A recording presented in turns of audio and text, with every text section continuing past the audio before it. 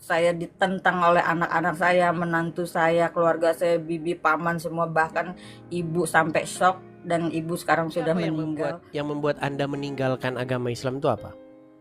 Satu dari eh, ad- tapi ini agak sensitif sih ya, tapi saya memberanikan Gak diri. apa-apa, ini kan hak begini. Ya, Anda Selamat datang di MPF TV. Kami hadir bukan mencari pemenang. Kami hadir mengajak berpikir.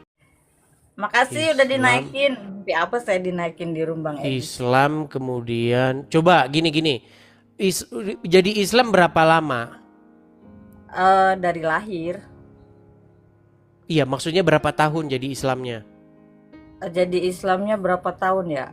Eh, dari lahir sampai umur 42. Sekarang umur saya 43. Oh, berarti baru 1 tahun jadi orang Kristen. Iya. Oke. Kita di sini tidak bisa menerima pengakuan-pengakuan begitu saja karena banyak sekali orang-orang itu hanya modus, pansos dan lain sebagainya. Jadi kita Iya, di sini tahu. harus ada ujiannya. Betul. Soalnya kita udah bosen menerima orang Islam jadi Kristen, udah terlalu banyak. Oke, Ngikutin Bang coba Edi. kita mau tes nih. Coba kalau memang Kak Renita mantan muslimah, coba bacakan kepada kami satu surah di dalam Al-Quran. Misalnya surat apa? Silakan. Surat ayat kursi, coba silakan. Ayat kursi nggak hafal, yang pendek aja ya. Apa itu? Silakan.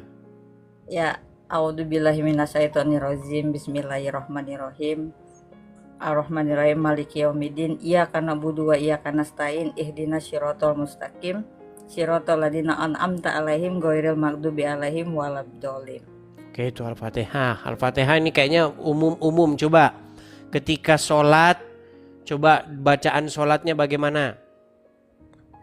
Bacaan sholat ya.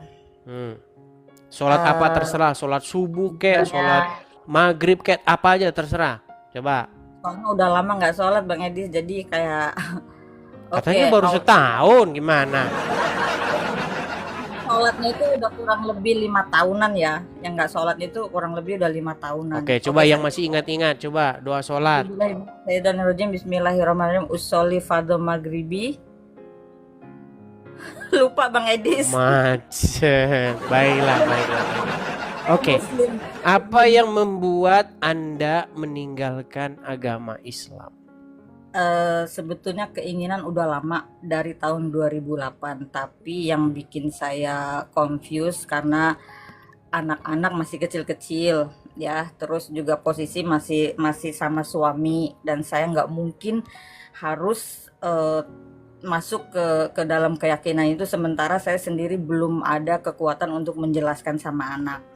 Nah, setelah tahun 2002 saya terpanggil lagi, dan betul-betul tantangannya betul-betul sangat,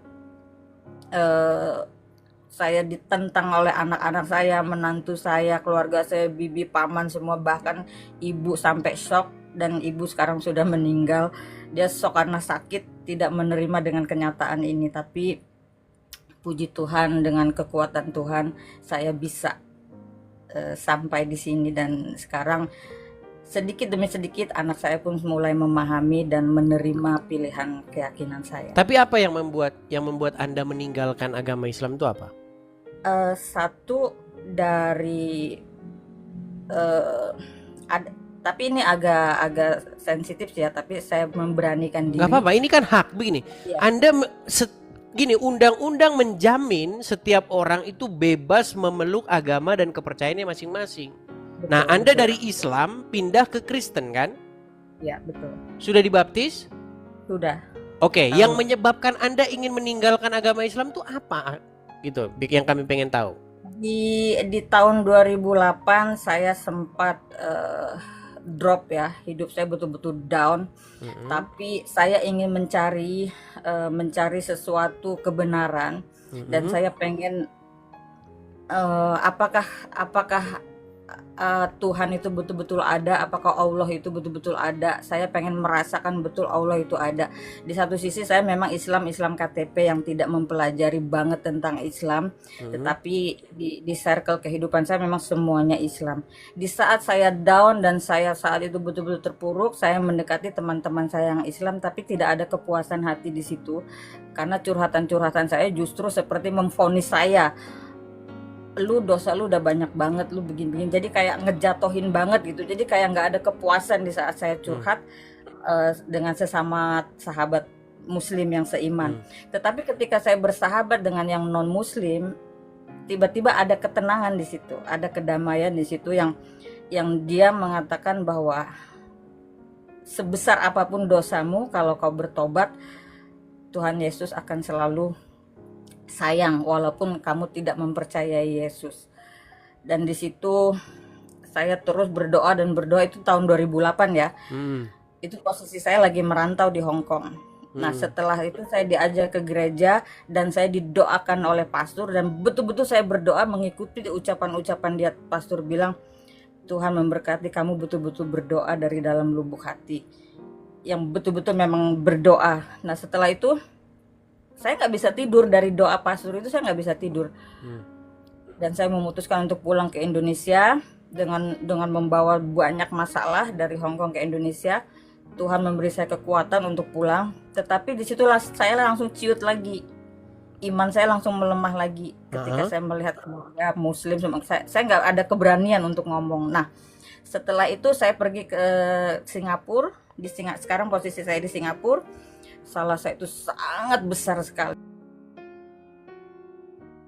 tetapi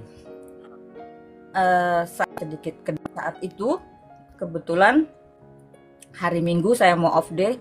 Teman saya bilang kalau mau makan siang tunggu saya selesai ibadah ya, saya ke gereja. Saya bingung, saya nggak tahu mau kemana ini off day. Udah deh saya ikut ibadah, saya duduk aja di pojokan gitu. Jadi saya nggak ada niat masuk ke gereja. Nah, setelah saya masuk ke gereja itu kayak ngerasa agak lain gitu, agak lain, kayak darah ini kayak mendidih gitu, Bang Edis.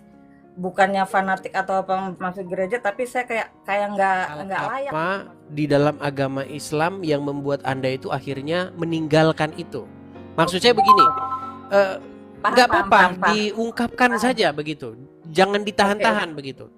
Ini kan bukan dengan maksud menghina atau ada banyak mengganjal ya, Bang Edis. Misalnya apa itu? Misalnya contoh satu, ketika saya tidak berhijab, lingkungan saya selalu menghujat tentang hijab. Sementara yang saya tahu bahwa hijab itu pilihan hidup seseorang ya. Orang tidak bisa menilai dari kita bagaimana cara kita berpakaian, tapi orang seharusnya menilai bagaimana hati kita dan perilaku kita. Terus mereka bilang tidak, Tuhan akan hujat kamu, Allah akan begini-begini. Terus saya berpikir gini, kok Allah sejahat itu ya, gitu saya mikirnya. Kok Allah sejahat itu sih bisa memvonis umatnya kalau dia nggak pakai hijab gitu. Cuman karena pikiran saya udah didoktrin dari kecil, memang ajarannya memang seperti itu ya, saya memaklumin aja, itu memang udah doktrinnya mereka gitu. Dan yang kedua, saya ini kan TKW. Satu dulu masalah hijab dulu. Jadi jilbab membuat Anda akhirnya meninggalkan agama Islam itu karena maksudnya perempuan itu dipaksa harus menutupi rambutnya, begitu ya? Oke. Jadi ini karena umur Anda juga jauh lebih tua daripada saya ini ya, Kak Renita ya. Perasaan zaman-zaman dulu, jangankan Anda ini, saya SMA saja, itu di satu sekolahan orang Islam yang pakai jilbab cuma 2 orang. Iya, itu pun dia pakai jilbabnya kalau lagi acara apa begitu, hari-hari bulan puasa begitu. Betul. Bulan puasa, kemudian mereka ada acara buka bersama atau apa begitu. Mereka pakai jilbab, itu pun 2 orang, satu sekolahan, begitu. Yang menjadi pertanyaan begini, menjadi pertanyaan begini, kenapa zaman dulu orang-orang Islam tidak pakai jilbab, Tetapi sekarang tiba-tiba kalau nggak pakai jilbab masuk neraka. Apa zaman dulu orang Islam semuanya goblok semua, nggak bisa baca Quran atau bagaimana? Oke, itu tadi pembahasannya. Tapi ini baru satu bagian dari cerita yang lebih besar. Kalau mau lihat yang lebih seru, cek video lain di channel ini. Klik aja sebelum ditenggelamkan oleh algoritma.